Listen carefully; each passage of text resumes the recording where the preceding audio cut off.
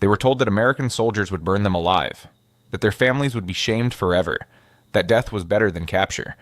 But when 47 Japanese women in tattered military uniforms stepped off the transport ship in San Francisco Bay, August 1945, what they faced was not American cruelty, it was American rage. Hundreds of civilians lined the docks, screaming, throwing stones, faces twisted with hatred. The women ran, crying, covering their heads. And then something impossible happened.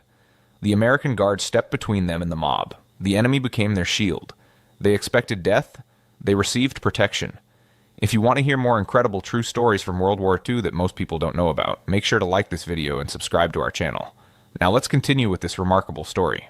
The morning fog hung thick over San Francisco Bay, turning the water gray and the city into shadows. On the deck of the USS transport ship, 47 women stood in two ragged lines, their hands gripping the rail so hard their knuckles turned white. They wore what remained of their Japanese military auxiliaries uniforms, the Joshigun volunteers, once neat gray-green skirts and jackets, now torn, stained with oil and sweat, and faded by weeks at sea. Most were young, between 18 and 25 years old. Their faces were thin, hollow from poor rations during the final months of the Pacific War. Some had been radio operators on remote islands, others nurses in field hospitals, a few secretaries at military command posts. When the war ended with the Emperor's surrender broadcast on August 15th, they had been gathered up like scattered papers, herded onto ships, and told they were being taken to America as prisoners of war. During the 2-week voyage across the Pacific, they barely spoke. They huddled together in the cargo hold at night, sleeping on thin blankets spread over the metal floor. The ship's engines rumbled constantly beneath them. Some women wept quietly in the darkness. Others stared at nothing, their minds still hearing the sound of bombs, still seeing the flash of explosions that had torn through their duty stations. A young woman named Keiko, 22 years old, formerly a radio operator on Saipan, kept a small notebook hidden in her uniform pocket. She had been writing in it since her capture, though she didn't know why. Perhaps to remember. Perhaps to make sense of what was happening.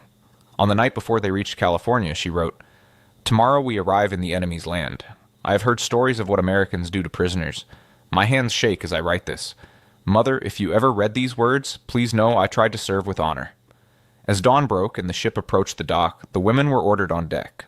The fog was lifting, revealing the city behind the waterfront, buildings rising into the sky, untouched by war. For women who had lived through constant bombing raids in the Pacific, the sight was strange and unsettling. America looked whole. America looked powerful. Japan had lost everything. Then they heard the noise. At first it was just a rumble, like distant thunder. But as the ship moved closer to the dock, the sound grew louder, sharper, more focused. It was voices, hundreds of voices, screaming voices. The women pressed against the rail, trying to see through the fog, and then they saw the crowd. Civilians packed the dock, men, women, some teenagers, their faces red with anger, their fists raised in the air. American flags waved violently, handmade signs bobbed above the crowd. "Remember Pearl Harbor, Jap killers, send them back." The screaming was so loud it seemed to shake the air itself. Keiko's legs went weak. She grabbed the woman next to her for support. Around her, others began to cry. One woman whispered, "This is how we die." Another made a small sound like a wounded animal. They had expected punishment, yes. They had expected prison. But this was a mob that wanted blood. The ship's engines cut to idle. Ropes were thrown to the dock. The gangway clanged into place. An American officer appeared and shouted in broken Japanese, "Form line, walk, no run, no talk." The women formed two lines, their bodies pressed close together, seeking comfort and nearness. Their hearts pounded. Their breathing came quick and shallow. As the first woman stepped onto the gangway, a rock flew through the air and hit the metal beside her with a sharp clang. The crowd roared louder. This was not the beginning they had imagined. This was terror. The moment the first woman's foot touched the dock, the crowd surged forward. Police officers in uniform struggled to hold back the mass of bodies pressing against the wooden barriers. A woman in the front row, maybe 50 years old, screamed at the Japanese prisoners, "My son died at Iwo Jima. You monsters! You murderers!" Others joined, their voices blending into a wall of hatred so thick it felt like a physical thing pushing against the prisoners. The Japanese women froze. Training had taught them to march in formation, to follow orders, to maintain dignity, but training had not prepared them for this. Several women stumbled, nearly falling. Others raised their arms over their heads, protecting themselves from thrown objects. More rocks, wadded paper, even someone's shoe. "Move! Keep moving!" American military guards ran forward, forming a corridor along both sides of the line of prisoners. There were maybe 20 guards, all young men in U.S. Army uniforms, their faces serious and tense. They didn't look at the prisoners, they looked at the crowd. Keiko walked in the middle of the line, her eyes fixed on the back of the woman in front of her. She could feel the hatred like heat radiating from the crowd. Spit flew through the air. A man broke through the barrier and ran toward them, his fist raised. 2 guards tackled him before he could reach the prisoners. The man screamed as they dragged him back, his voice hoarse with rage. "They killed Americans. They deserve to die." For a moment, Keiko thought the guards might let the crowd through. She had been told that Americans were brutal, that they showed no mercy to Japanese prisoners, especially women. In the Japanese military, female prisoners of the enemy were considered forever dishonored. She had been taught that capture was worse than death. Now facing this screaming mob, she believed it. But the guards didn't step aside. Instead, they moved closer to the prisoners, tightening the protective corridor. One guard, a tall man with red hair and freckles, positioned himself directly beside Keiko. When a bottle flew toward her, he stepped in front and took the impact on his shoulder. He didn't even flinch. He just adjusted his stance and kept walking. Keiko stared at his back, confused. Why would he protect her? She was the enemy. She had worked for the Japanese military, had helped coordinate communications that led to battles where Americans died. This man should hate her. This man should want her dead. Yet here he was, using his body as a shield. The walk from the ship to the waiting trucks was only about 200 yards, but it felt like miles. Every step brought new screams, new insults, new objects thrown through the air. A young Japanese woman near the front of the line, a girl barely 20 who had been a secretary, suddenly broke down sobbing. Her legs gave out and she collapsed to her knees on the dock. The crowd cheered at her fall, mocking her tears. But before the guards could react, another prisoner, an older woman named Tomoko, 35, who had been a senior nurse, bent down and lifted the crying girl to her feet. "We walk with dignity," Tomoko said quietly in Japanese. "We do not give them the satisfaction of seeing us broken." The girl wiped her eyes and nodded. Together they continued forward. 3 military trucks waited at the end of the dock, their canvas covers rolled back. The guards directed the women toward them, working quickly now. The crowd was getting more aggressive. More people were trying to break through the barriers. Police whistles shrieked. Someone threw a glass bottle that shattered on the ground near the prisoners, sending sharp fragments across the wood. "In! Get in! Now!" one of the officers shouted, pointing at the trucks. The women scrambled up, helping each other into the truck beds. There were no seats, just hard metal floors. They pressed together, trying to make room for everyone. Keiko found herself squished between 2 other women, all of them breathing hard, all of them trembling.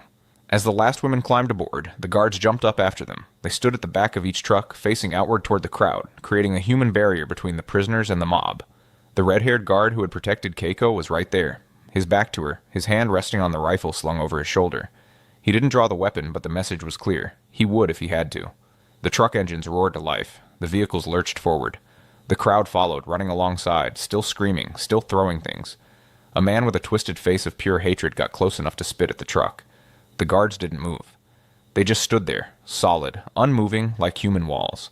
As the trucks pulled away from the waterfront and turned onto the city streets, the crowd gradually fell behind, though their screams echoed between the buildings. Finally, after several minutes, the noise faded.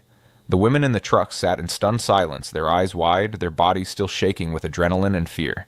One woman started to cry, then another. Soon soft sobs filled the truck, a sound of relief and shock mixed together. They were alive. They had made it through the mob. But at what cost? And what came next?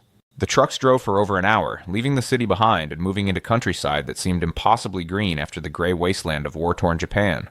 Fields stretched on both sides of the road. Trees lined the highways. Houses stood intact, painted white and yellow, with gardens in front. Children played in yards. Normal life, untouched life. The women stared at everything, trying to understand what they were seeing. This was the enemy nation? This place of abundance and peace? Where were the ruins? Where were the hungry children and burned buildings? Everything they had been told about America, that it was suffering, that it was weak, that it was on the verge of collapse, all of it was lies. The evidence was right in front of them, undeniable and overwhelming. Keiko watched a woman hanging laundry in her backyard as the truck passed. Just a normal woman, doing a normal task in a normal world. It seemed impossible. It seemed like a dream. In Japan, women were digging through rubble for scraps of food. Here they hung clean clothes to dry in the sun. The red-haired guard who had protected her earlier finally turned around. He looked at the prisoners, his eyes moving from face to face. Then he did something unexpected. He sat down at the edge of the truck bed, lowering himself to their level instead of standing above them. "Water," he said, pulling a canteen from his belt. He held it out toward them. The women stared at it. No one moved. Was it a trick? Was the water poisoned? Was this some kind of test? The guard waited. When no one took the canteen, he lifted it to his own lips and drank, showing them it was safe. Then he held it out again. "Water. Drink. Hot day." Finally, Tomoko, the older nurse who had helped the crying girl, reached out and took the canteen. She sniffed it carefully, then took a small sip. Her eyes widened. It was cool, clean water, not the warm, metallic-tasting liquid they'd been given on the ship. She drank more, then passed it to the woman next to her.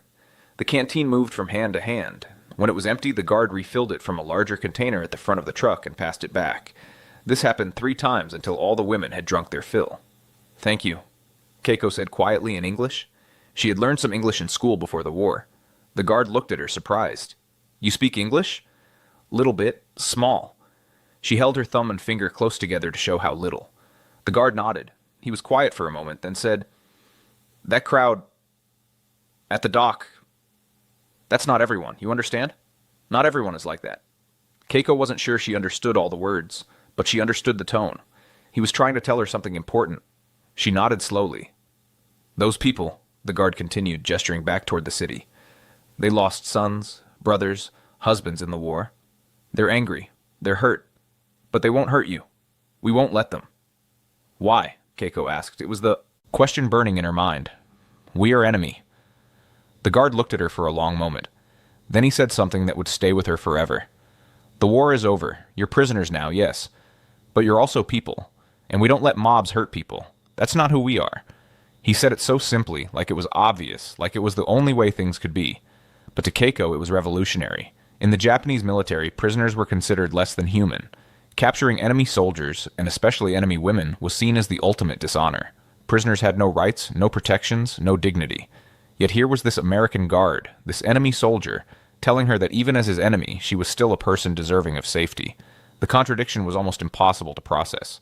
As the truck continued through the California countryside, Keiko stared at the back of the guard's head, trying to understand what kind of world she had entered, trying to reconcile everything she had been taught with everything she was experiencing. The war might be over, but a different kind of battle was just beginning. A battle inside her own mind, between what she had believed and what she was starting to see. The trucks finally pulled through the gates of what the guards called Camp Norton, a temporary holding facility in the Central Valley of California. The camp was surrounded by chain-link fences topped with barbed wire, but compared to the hellish conditions the women expected, it looked almost normal. Wooden barracks stood in neat rows. Paths between them were swept clean. Small gardens with flowers grew near the administrative buildings. Guard towers rose at each corner, but the guards in them looked relaxed, even bored. As the women climbed down from the trucks, their legs stiff from the long ride, they bunched together instinctively, finding safety in numbers. American soldiers watched them from various points around the camp, but none approached aggressively. An officer with gray hair and glasses walked forward, holding a clipboard. "I am Major Roberts," he said in slow, careful English. "This is your camp until we determine your final placement. You will be treated according to the Geneva Convention for Prisoners of War. You will receive food, shelter, medical care, and clothing. You will work, but work will be light and paid. You will not be harmed." A Japanese-American interpreter, a young woman in U.S. Army uniform, stepped forward and translated everything into Japanese. The prisoners listened in silence, their faces showing nothing. They had learned not to show emotion, not to reveal weakness. "First," the major continued, "you will go to processing. You will receive medical examination, clean clothing, and hot showers. Your belongings will be cataloged. Any personal items not considered dangerous will be returned to you. You will then be assigned to barracks and given your daily schedule." The word showers sent a ripple of fear through the women. In Japanese propaganda, they had been told that American showers were actually gas chambers, that this was how the Americans would execute them. Several women grabbed each other's hands, preparing for the worst. But the major just nodded to a female officer, a woman in her 40s with kind eyes, who gestured for the prisoners to follow her. "Come on, ladies, let's get you cleaned up." The processing building was long and narrow, divided into sections. First came the medical station, where American nurses waited with stethoscopes and blood pressure cuffs. The prisoners were examined one by one. Weight, height, temperature, blood pressure, examination of any wounds or illnesses. Keiko stepped up when her name was called. The nurse, a woman named Margaret, according to her name tag, smiled at her. "Hello, honey. Let's see how you're doing." The examination was thorough, but gentle. Margaret checked Keiko's breathing, looked in her ears and throat, examined her hands and feet. When she discovered a long scar on Keiko's arm from a piece of shrapnel, she made a sympathetic sound. "That must have hurt. Does it still bother you?" Keiko understood enough English to shake her head. The scar was old, from a bombing raid on Saipan months ago. Margaret made notes on her clipboard, then handed Keiko a small paper cup with 2 white pills. "Vitamins, you're malnourished. These will help." Keiko stared at the pills. Again the fear. Poison? Margaret seemed to understand. She took another cup, dumped 2 identical pills into her own hand, and swallowed them with water. Then she smiled and pointed at Keiko's cup. Your turn. Keiko swallowed the pills. They tasted bitter, but not unusual. Margaret patted her shoulder. Good girl. Next station. At each stop, the women were treated with matter-of-fact professionalism. No one yelled, no one threatened, no one hurt them. It was so different from what they expected that it was almost more frightening than cruelty would have been. Cruelty they understood. Kindness was a mystery. The shower room was the final station. Steam rose from behind a row of curtained stalls. The prisoners stood in a tight group near the entrance, frozen with fear. This was it. This was where the executions would happen. Several women began to cry. Others prayed quietly. The female officer in charge, Lieutenant Sarah Chen, another Japanese-American, spoke to them in Japanese. I know what you've been told. I know you think the showers are something terrible. They're not. They're just showers. Hot water, soap, that's all. Watch. She walked into one of the stalls fully clothed and turned on the water. Hot water streamed out, creating clouds of steam. She put her hand under it, letting the water run over her fingers. Then she walked back out, her uniform sleeve soaked. See? Just water. Still no one moved. Lieutenant Chen sighed. I'll tell you what, I'll be right here the whole time.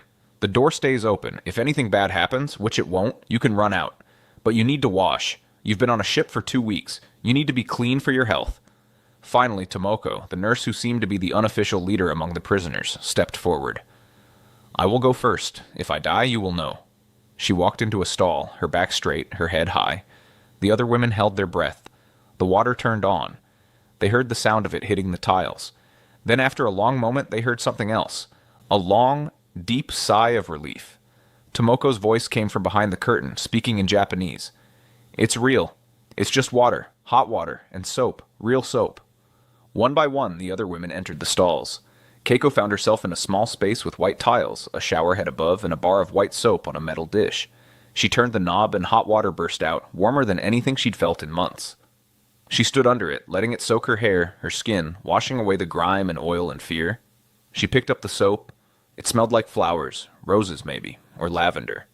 In Japan, toward the end of the war, soap had become impossible to find. People washed with ash and water, or nothing at all.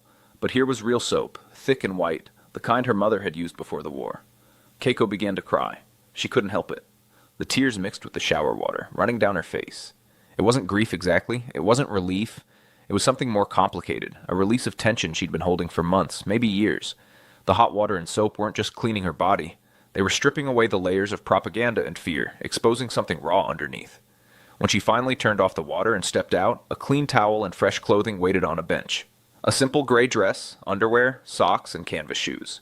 No uniform, just plain clothes. She dried herself and dressed, her movements slow, almost mechanical. The woman who emerged from that shower room was not the same woman who had entered. Something had changed. The war had told her that Americans were monsters. The mob at the dock had seemed to confirm it. But the guards who protected her, the nurse who examined her gently, the hot water and soap given freely, these things didn't match the story she'd been taught, and that mismatch was creating a crack in the wall of belief she'd built her entire life upon. After showers and clean clothes, the women were led to the mess hall, a long building with rows of tables and benches. The smell hit them the moment they entered. Coffee, bread, meat, something sweet. Several women stopped in the doorway, overwhelmed by the scent of real food. They hadn't eaten since early morning, just a small rice bowl on the ship. Now it was late afternoon and their stomachs were empty and cramping. But still, fear held them back. Food could be poisoned. This could still be a trap. The mess hall was already half full of American soldiers eating their lunch. The soldiers looked up when the prisoners entered, their conversations stopping mid-sentence. The silence was thick and uncomfortable. Some soldiers stared with curiosity, others with obvious dislike. A few turned away, refusing to look at the Japanese women at all. But then an older soldier, a sergeant with gray at his temples, stood up and walked to the serving line. He filled a tray with food, 2 slices of bread, a scoop of stew, carrots, and a cup of coffee. He walked to an empty table, sat down, and began to eat, completely normal, completely calm. The major appeared and gestured to the prisoners. Form a line. Get your food. Sit and eat. Slowly, hesitantly, the women moved forward. Keiko found herself at the serving counter, where a cook in a stained white apron plopped a large spoonful of beef stew onto her plate. She stared at it. There were chunks of meat, actual meat, floating in thick brown gravy. 2 slices of white bread appeared next to it, then carrots, then a cup filled with dark coffee. It was more food than she'd seen in a single meal in 6 months. She carried her tray to a table where other prisoners were already sitting. They all stared at their plates, unsure. Finally, Tomoko picked up her spoon and took a small taste of the stew. Her eyes closed. For a moment she said nothing. Then she whispered, "It's good. It's real." That was all the permission the others needed. They began to eat, tentatively at first, then faster, their hunger overcoming their fear. Some women ate so quickly they made themselves cough. Others ate slowly, as if trying to make it last forever. Keiko bit into the white bread. It was soft and slightly sweet, nothing like the hard black bread of wartime Japan. The butter melted on her tongue. The stew was rich and warm, the meat tender. She wanted to cry again, but she forced herself to keep control. Not here. Not in front of everyone. Around the mess hall, the American soldiers had resumed eating and talking, though many still glanced at the prisoners occasionally. The red-haired guard from the truck sat at a nearby table. He caught Keiko's eye and gave a small nod. She nodded back, unsure what it meant, but feeling somehow that an understanding had been reached. They were enemies, but they were also somehow sharing a meal. And that simple act, eating in the same room, breathing the same air, was more revolutionary than any speech or declaration could have been. Over the following days, a routine established itself. The women woke to a bell at 6 a.m., washed, and went to breakfast. After breakfast, they were assigned to work details, some in the camp laundry, others in the vegetable gardens, a few helping in the kitchen. The work was light, nothing like the grueling labor they had done during the war, and they were paid, a small amount in camp scrip that could be spent at the canteen. The canteen was a revelation. Inside a small wooden building, shelves held items that seemed impossible. Chocolate bars, cigarettes, writing paper, pencils, even small toiletry items like toothbrushes and hand cream. Keiko stood in front of the chocolate display for a full minute, just staring. In Japan, chocolate had disappeared years ago. Even the military officers rarely got any. But here, in a prisoner of war camp, it sat on shelves, available for purchase. She bought a Hershey bar with her first week's wages. When she bit into it that night, lying on her bunk in the barracks, the sweetness exploded in her mouth. She ate it slowly, making it last, while around her other women did the same with their own small treasures. "This makes no sense," one woman whispered in the darkness. "Why do they give us chocolate? Why do they feed us like this?" No one had an answer. During the day, the women worked alongside American soldiers who treated them with distant professionalism. The guards didn't chat with them, didn't try to be friends, but they also didn't abuse them. If a prisoner needed something, a tool, water, help lifting something heavy, the guards provided it without comment. One afternoon, Keiko was working in the garden, pulling weeds under the hot California sun, when the red-haired guard walked past. He stopped and watched her for a moment, then said, "You're doing that wrong, like this." He knelt down and showed her how to pull the weeds from the roots so they wouldn't grow back. Then he stood up and walked away without waiting for thanks. Such moments happened repeatedly, small interactions that chipped away at the wall of hatred the women had been taught to feel. It was hard to hate someone who showed you how to weed a garden. It was hard to fear someone who handed you water when you were thirsty. 3 weeks into their captivity, the prisoners were told they could write letters home. Paper and pencils were provided. The letters would be read by censors, they were told, but anything not concerning military information would be sent. Keiko sat at a table in the barracks, staring at the blank page, unsure what to write. How could she tell her mother the truth? That she was clean, fed, treated well? That she ate meat and bread every day? That she had been given chocolate? In her mind, she imagined her mother, back in their small apartment in Osaka, if the apartment still stood. When Keiko had left for military service 2 years ago, food was already scarce. By now, with Japan defeated and occupied, conditions must be unbearable. Her mother was probably surviving on scraps, boiling weeds for soup, standing in long lines for a handful of rice, and Keiko was eating beef stew and butter bread. The guilt was crushing. She put her head in her hands, unable to write. Around her, other women struggled with the same conflict. Some wrote simple lies. "I am being treated according to military law. Do not worry. I am strong." Others couldn't write at all and simply sat, tears running down their faces. Tomoko, the nurse, was one of the few who wrote honestly, "Mother, I do not know how to tell you this. The enemy feeds us well. We have shelter and medicine. I am ashamed to be healthy while you suffer. But I want you to know I am alive. I will come home when they allow it. Please survive until then." When the letters were collected, many women had written nothing at all. The guilt was too heavy to put into words. That night, Keiko lay in her bunk, unable to sleep. The barracks were clean and warm. Her stomach was full. Her body was stronger than it had been in months. She was a prisoner, yes, but she was alive and healthy. And her mother was probably starving. "How do we live with this?" she whispered to the woman in the bunk next to her. The woman, a former radio operator named Yuki, whispered back, "I don't know. Every bite of food feels like a betrayal. But we didn't ask for this. We didn't choose to be captured. Does that matter? Our families suffer while we are comfortable. The Americans are supposed to be our enemies, but they treat us better than our own government did at the end. It was a dangerous thought, one that bordered on treason even now. But it was also true. In the final months of the war, the Japanese military had provided almost nothing for its auxiliary personnel. Rations had dwindled to almost nothing. Medical care was non-existent. Women had been expected to serve until death, with no care for their well-being. Here in an enemy prison camp, they received 3 meals a day, medical attention, clean clothes, and even payment for their work. The contradiction was unbearable. Once a week, some prisoners were taken outside the camp for work details in the nearby town.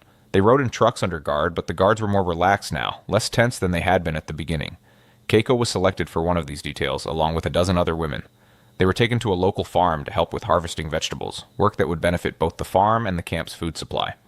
As the truck drove through the small California town, the women pressed against the sides, staring at everything. The main street was lined with shops, their windows full of goods. People walked on sidewalks, carrying shopping bags. Children played in a park. Everything was normal, untouched by war. At the farm, they worked in the fields alongside the farmer, his wife, and 2 teenage daughters. At first, the farmer's family was clearly uncomfortable, keeping their distance, speaking to the guards rather than to the prisoners. But as the day wore on and the work continued, the distance began to shrink. At lunchtime, the farmer's wife brought out sandwiches and lemonade for everyone, including the prisoners. She set the trays down, hesitated, then spoke directly to Keiko. "You all work hard. Eat." Keiko bowed without thinking, a deep Japanese bow of thanks. The farmer's wife looked surprised, then nodded and walked away. During the lunch break, the farmer's younger daughter, maybe 16, came and sat near the prisoners. She didn't say anything at first, just watched them eat. Finally, she asked her, "Do you speak English?" Keiko nodded. "Little bit." "What's your name?" "Keiko." "I'm Susan." The girl offered a shy smile. It must be scary being so far from home. Keiko didn't know how to respond to that. Scary? Yes, but also confusing and strange, and nothing like what she had expected. Finally, she just nodded. Susan looked like she wanted to say more, but her mother called her away. As she left, she turned back and said, "I'm glad you're here. I'm glad you're okay." It was a small moment, barely anything, but it lodged in Keiko's heart like a splinter. This American girl, who should have hated her, who had every right to see her as an enemy, had offered kindness instead. On the truck ride back to camp, Keiko stared out at the passing landscape, her mind churning. Everything she had been taught about Americans, that they were devils, that they were cruel, that they valued nothing but violence, was being systematically proven wrong. Not through speeches or propaganda, but through small daily acts of basic human decency. And that was perhaps the most devastating weapon of all. At night, after lights out, the women whispered to each other in the darkness of their barracks. These conversations were where the real transformation happened, where doubts were voiced, where questions were asked. "Do you remember what they told us in training?" one woman asked. "That Americans were barbarians?" "I remember," another replied. "They said Americans would torture us, rape us, kill us slowly. But they haven't. No, they haven't." Silence, heavy with meaning. "My brother died fighting Americans," Yuki said quietly. "He was killed on Guadalcanal. I hated Americans for that. I thought they were monsters who murdered my brother. And now? Now I don't know what to think. The guards here? They're just men. Young men. Some of them probably have brothers too. Maybe some of their brothers died fighting Japanese soldiers. But they don't take revenge on us. Why?" Keiko spoke up from her bunk. "The guard who protected me at the dock, the red-haired one, he told me something. He said we're still people, even though we're enemies. He said that's why they protect us." "People." Tomoko repeated the word softly. "They see us as people." "Did Japan see its prisoners as people?" another woman asked. The question hung in the air, unanswered because everyone knew the answer. Japanese military doctrine held that surrender was the ultimate dishonor, that prisoners had forfeited their humanity. The few Allied prisoners Japan had taken were treated brutally, worked to death, starved, beaten, and yet here in an American camp, Japanese prisoners were fed, sheltered, paid for their work, and protected from angry civilians. The contrast was too stark to ignore. "I think," Keiko said slowly, "that maybe we were lied to, about a lot of things." No one contradicted her.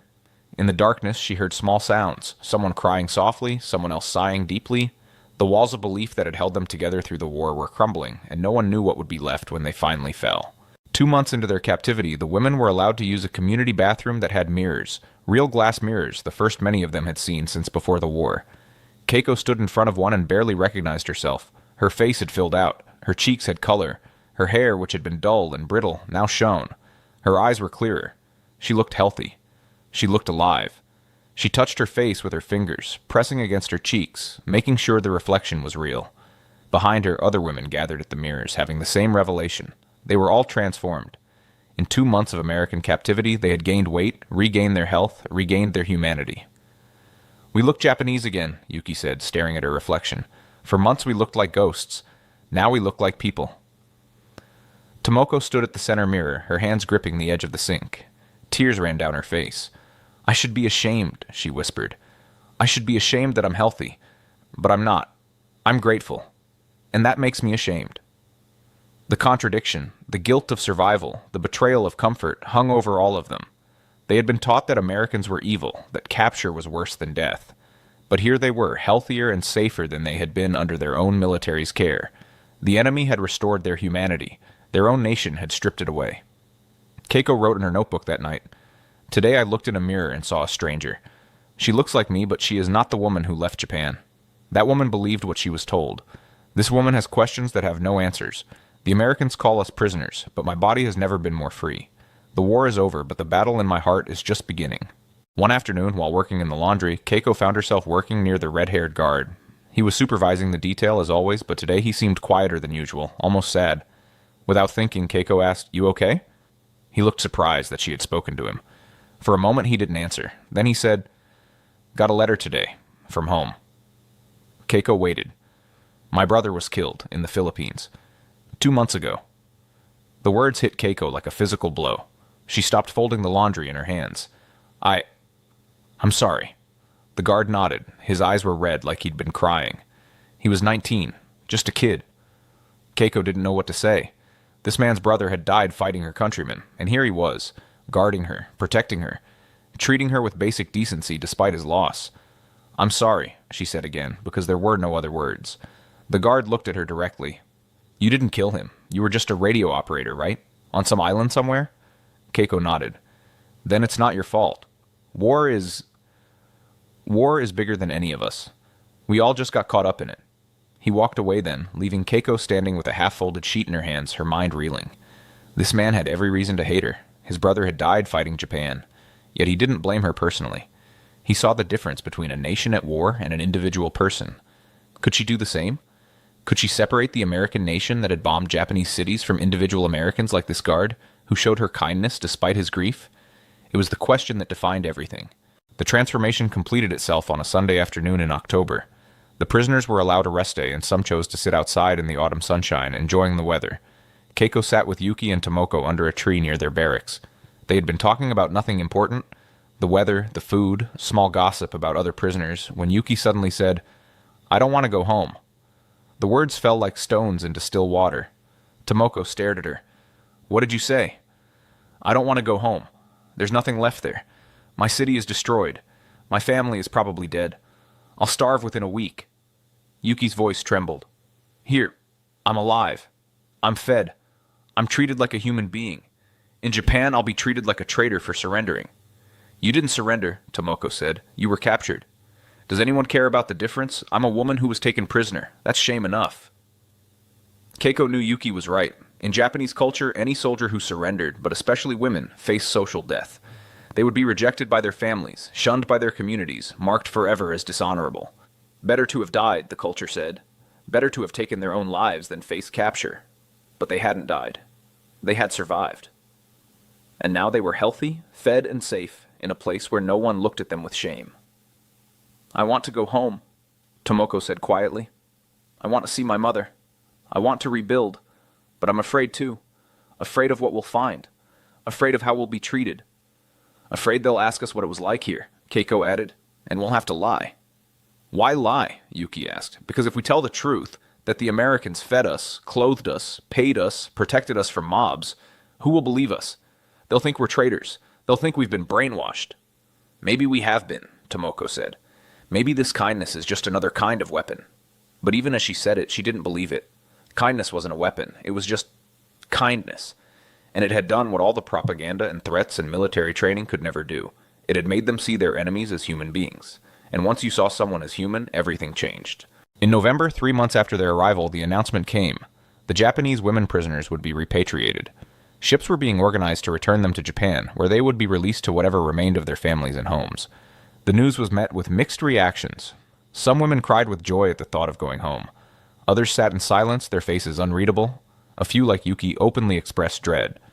"We have 1 week," the major announced through the interpreter. "Use this time to prepare. You will be allowed to take with you any personal items you have acquired here, within reason. Letters will be provided that explain you were prisoners of war and were treated according to international law." After the announcement, the camp fell into a strange mood. Women packed their few belongings slowly, as if delaying could somehow delay the inevitable. Conversations grew quieter.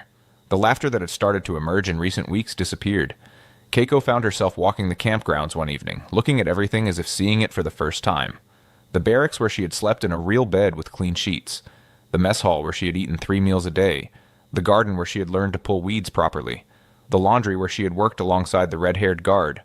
All of it had been a prison, yes, but it had also been a sanctuary. She thought about Japan, about what awaited her there. Ruined cities, starving people, occupation forces, shame. Would her mother still be alive? Would their home still stand? And if Keiko told her mother the truth about her captivity, that she had been treated well, fed well, kept safe, would her mother believe her? Or would she think Keiko had betrayed her nation by accepting the enemy's kindness? In the final days before departure, the guards seemed different too. They spoke more to the prisoners, offering small bits of advice. "When you get home, be careful. Japan is different now. Occupied. Food is scarce. Stay safe." The red-haired guard found Keiko in the laundry on the second to last day. He handed her a small paper bag. "For the journey," he said. Inside were 3 Hershey bars and a pack of crackers. Keiko stared at the bag, then at him. "Why?" He shrugged. "You'll be hungry on the ship. Food isn't great during transport. I can't take this. It's yours. I want you to have it." He paused. "Look, I know we were enemies. I know my country and your country did terrible things to each other, but you're just a person. You didn't start the war. You just got caught up in it, like all of us. So take the chocolate, and when you eat it, remember that not all Americans were your enemy." Keiko felt tears prickling her eyes. She bowed deeply, the formal Japanese bow of profound gratitude. "Thank you. For everything. For protecting me at the dock. For treating me like a human being." The guard looked uncomfortable with her gratitude, but he nodded. "Good luck, Keiko. I hope you find your family. I hope you rebuild your life. I hope you heal from your brother's death." They stood in silence for a moment, 2 people from opposite sides of a war, sharing a moment of understanding that transcended all the propaganda and hatred. Then the guard turned and walked away. Keiko never saw him again. That night, the women gathered in their barracks for the last time. They sat on their bunks, talking quietly, sharing memories of their time in the camp. "Do you think we'll tell anyone the truth?" one woman asked. "I will," Tomoko said firmly. "I will tell my children if I have any. They need to know that even in war, some people choose kindness." "But what if no one believes us?" Yuki asked. "Then at least we'll know the truth. We'll know that the enemy we were taught to hate showed us more compassion than our own leaders did." Tomoko looked around at all the women. "That matters. That has to matter." Keiko wrote in her notebook one final time. "Tomorrow we return to Japan. I am afraid of what I will find, but I am also different than when I left. I came to America expecting death. I found life instead. I came believing Americans were monsters. I found they were human. Flawed, yes, but human. And that simple truth has changed everything. The war is over, but the battle in my heart continues. How do I live in a world where everything I was taught was wrong? How do I honor my nation while acknowledging its lies? I don't have answers, but I have chocolate in my bag and kindness in my memory. Perhaps that is enough to start rebuilding." The ship that took them back to Japan was nothing like the ship that had brought them to America. This one was cleaner, less crowded. The food was adequate. The women were treated with respect by the crew. But as the days passed and they sailed closer to Japan, anxiety grew. They were returning to a defeated nation, an occupied nation, a nation that would see them as tainted by their capture. When the ship finally pulled into Yokohama harbor, the women gathered on deck, staring at their homeland. Even from the ship, they could see the devastation. Buildings were reduced to rubble. The harbor was filled with sunken ships. People on the docks looked thin, ragged, desperate. "This is our home," Yuki whispered, "but it looks like hell." As they disembarked, they were processed by American occupation forces, given identification papers, and released. No crowd met them. No one cared about the return of a few dozen female POWs. There were bigger problems to deal with. Keiko stood on the dock with her small bag of belongings, watching the other women scatter in different directions, seeking family, seeking home. She was supposed to go to Osaka to find her mother, to try to rebuild a life. But standing there looking at the ruins of her nation, she felt more alone than she had ever felt in the American camp. The final entry in Keiko's notebook was written 5 years later in 1950. I found my mother. She had survived living in a refugee camp. When I told her I had been a prisoner of the Americans, she wept and apologized for my shame. I told her there was no shame. She didn't understand. How could she? She had not seen what I saw. She had not experienced what I experienced. I married, had a daughter. I tell her stories of the war sometimes, carefully chosen stories. Someday, when she is older, I will tell her the truth, that I was captured by the enemy and they treated me with dignity, that a guard gave me chocolate. That kindness, even from an enemy, is the most powerful force in the world. The war took much from us, but it also taught me this. Hatred is easy, forgiveness is hard, and humanity persists even in the darkest times. The Americans showed me that, and I will never forget. And so the soap and hot water became more than just cleanliness. The chocolate and bread became more than just food. They became proof that even in war, even between enemies, humanity can survive. For those 47 Japanese women, the memory of American guards standing between them and an angry mob became a symbol of something profound. That we can choose who we want to be, even in the worst circumstances. Keiko's story is just one of thousands from World War II that challenge our understanding of war, of enemies, of what it means to be human. The guards at Camp Norton didn't have to protect those women from the mob. They didn't have to treat them with dignity. They didn't have to feed them well or pay them for their work. But they did. And in doing so, they proved that even the enemy can show mercy, and sometimes mercy cuts deeper than hatred. As Keiko wrote in her notebook, kindness from an enemy is harder to carry than cruelty. Cruelty confirms what you believe. Kindness forces you to question everything. Those words, written in 1945 by a young Japanese woman in an American prison camp, still speak to us today. They remind us that even in our darkest moments, we have a choice. We can choose hatred or we can choose humanity. And that is the story worth remembering. If you found this true story meaningful, make sure to like this video and subscribe to our channel for more incredible, untold stories from World War II. These stories buried in history still have the power to change how we see the world. Hit that notification bell so you never miss our next story, and let us know in the comments. Had you heard about Japanese women POWs in America before? What surprised you most about this story? Thank you for watching. Until next time, remember, history is not just about nations and armies. It's about individual people making individual choices in impossible circumstances. And sometimes those choices change everything.